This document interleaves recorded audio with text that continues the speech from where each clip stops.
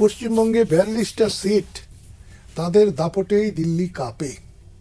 আর বাংলাদেশকে দখল করলে পশ্চিমবঙ্গ বলেন, বাংলা বলেন, এই যে শুধু এই প্রভিন্সটা, এটার সিটি হবে 100।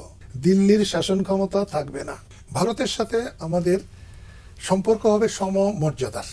আন্তর্জাতিক বিশ্বে যে কোনো জায়গায়, যে কোনো সামিটে ভারত একটা চেয়ার পাবে, আমরাও একটা চেয়ার পাবো, প্রতিনিধি হিসেবে একজন। আমি ভারতের ছোট ভাই হব না।